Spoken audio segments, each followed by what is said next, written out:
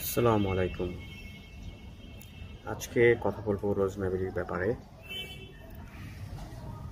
শীত শেষ হয়েছে, বৃষ্টি শুরু হবে, কিছু গরম, কিছু বৃষ্টি এরকম। যেহেতু এটা আমাদের নেটিভ গাছ না, তো আমাদের ওইভাবে কেয়ার নিতে হবে যতদিন পর্যন্ত না এটি আমাদের দেশের আবহাওয়ার সাথে খাপ খাইয়ে নেয়। আপনি যে দেশের বললেও ভুল হবে, আপনার যেখানে রাখতেছেন ওইখানকার আবহাওয়ার সাথে যতক্ষণ পর্যন্ত এটা ম্যাচ না করবে, ওইভাবে আপনাকে রাখতে হবে। যেমন এই গাছটি ছোট ছিল, তখন আমি এই পটটাতে রিপোর্ট করে দিই এবং মোটামুটি গাছটি বুশি হয়েছে। একটি মাত্র ডাল ছিল, মোটামুটি ভালো বুশি হয়ে গেছে। কারণ হলো এটি সময় মতো রিপোর্ট করেছি। দেখেন এটি কিন্তু এখন ছোট হয়েছে। এর সাথের গাছ কিছু, এর আগের যে গাছটা ছিল আমি যদি দেখাই, দেখুন এগুলো ভালো বড় হয়েছে, কারণ এগুলো আগেই বড় পটে দিয়েছিলাম। বাট এইগুলাও একটু ফ্যাকাশে হয়ে যাচ্ছে, কারণ অলরেডি রুট বাউন্ড হয়ে গেছে। যদি খেয়াল করেন, রুট বাউন্ড হয়ে গেছে গাছগুলো, খুব সুন্দর বড় হয়েছে। এগুলোকে আমি একটা এরকম বড় পটে সেট করে দিব। এগুলা খুব সুন্দর, বাট আমাদের ফ্যাকাশ হয়ে গেছে। আপনারা যদি পাতাগুলো খেয়াল করেন, দেখুন যে একটু ফ্যাকাশ হয়ে গেছে এবং গাছগুলোর পাতা একটু ছোট হয়ে গেছে।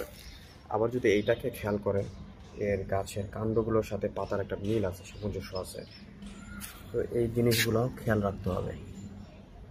এবং এখন মাইটস অ্যাটাক করা একটা খুব ভালো সময়, যে বৃষ্টি টিষ্টি হতেছে, মাইটস হয়তো আসতে পারে। যদি খেয়াল করেন, এই যে অলরেডি এটার দেখায় এখনও করতে পারেনি, বাট করবে। কিছু কিছু মাইটস হয়তো বা আসা শুরু করবে। এই সময় আপনাদেরকে একটি ইনসেকটিসাইড ইউজ করতে হবে। পসিবল হলে 2-3 দিন পর সবার আগে একটা ফাঙ্গিসাইড ইউজ করবেন, তারপর ইনসেকটিসাইড ইউজ করবেন, তাহলে অনেক ভালো রেজাল্ট পাবেন। এবং গোড়া সবসময় পরিষ্কার রাখবেন। এটির গোড়া অনেক ছোট ছোট, দেখেন যে আগাছা উঠেছিল, এখন আমি এগুলাকে পরিষ্কার করে দিছি এবং একটু খাবারও দিয়ে দিব। খাবার হিসেবে কি দিচ্ছি যদি খেয়াল করেন, আমি মাটির সাথে একটু ফাঙ্গিসাইড এবং 2 চামচ ভার্মি কম্পোস্ট মিশিয়ে দিছি এবং এটাই এর সাইডে ছিটিয়ে দিব, এতটুকুই। এবং আপনাদের যে বললাম যে একটা জিনিস খেয়াল রাখতে হবে, আপনার পরিবেশের সাথে এটা ম্যাচ করতেছে কিনা, ওই জিনিসটা খেয়াল করা অনেক জরুরি রাইট নাও। সো আমরা অনেকেই বলি গাছ আইনা রাইখা যে মারা যাচ্ছে। কেন মারা যাচ্ছে আপনাকে এটা খেয়াল রাখতে হবে। আপনি যে গাছের প্রপার কেয়ারটা যদি না নেন, অবশ্যই আপনার গাছের সমস্যা হবে। আমার এই গাছটা যেমন, এটাতে ফুল আসেনি, একই সমান সেটাই দেখেন, এটা প্রপার, এটা ফুলও চলে আসছে এবং সিডসও হয়ে গেছে। যদিও এগুলা সিডস থেকে চারা করা অনেক কঠিন, কারণ আমাদের দেশে সিডসগুলো জার্মিনেট হইতে চায় না এবং জার্মিনেট হইলেও একটু টাইম নেয়। তো এবার এটার দেখবো আবার এগুলা নতুন, আগেরগুলো তো হয় নাই, এই নতুন করে দেখবো যেগুলা সিডস থেকে জার্মিনেশন হয় কিনা। তো আসুন আজকে এটারে আমি একটু খাবার দেব এবং খাবার কীভাবে দেবো সেটা একটু খেয়াল করেন।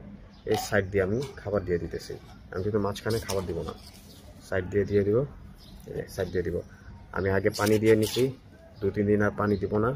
এই খাবার দেওয়ার পর সাথে সাথে যাতে ইফেক্ট না হয়, যে ফার্টিলাইজ করার পর এই জিনিসটা এটা একটু খেয়াল রাখতে হবে যে গাছের উপর যাতে কোনো প্রকার চাপ না পড়ে। আপনি যদি খেয়াল করেন আমি কীভাবে সাইড দিয়ে, আপনারা এটা এক একজনের এক এক রকম, আমি এটা করি।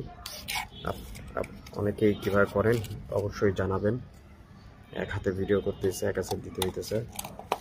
তো এভাবে আপনারা দিয়ে দিবেন সাইড দিয়ে। আগে পানি দিয়ে নেবেন, সকালবেলা পানি দিয়ে দিবেন এবং বিকালবেলা এটাকে দিয়ে দিবেন। তো 3-4 দিন পর আবার পানি দিবেন। তো যখন ফার্টিলাইজারটা একটু হবে, গাছের উপর চাপটা পড়বে না এবং গাছ খাবারও খুব সুন্দর করে নেবে। অবশ্যই যখনই আপনারা ইউজ করবেন, ফার্টিলাইজার ইউজ করবেন, অর্গানিক ফার্টিলাইজার, তার সাথে একটু চেষ্টা করবেন ফাঙ্গিসাইড অবশ্যই মিলাই নিতে। ফাঙ্গিসাইডটা দিয়ে নেবেন। আমি ম্যানকোজেব গ্রুপের ম্যানসারটা ইউজ করি, আমার এই গাছের জন্য। এক এক গাছের জন্য এক একটা ইউজ করে, কিন্তু আমি এই গাছের জন্য ম্যানসারটা ইউজ করি, ম্যানকোজেব গ্রুপের। আপনারাও চাইলে এটা ইউজ করতে পারবেন। এতটুকুই খাবার, এই যে সবগুলোকেই আপনারা এখন খেয়াল করলে দেখতে পারবেন আমি কোড়ায় দিই নাই, সাইড দিয়ে সবগুলোকে দিয়ে দিছি এবং সম পরিমাণে দেওয়ার চেষ্টা করছি।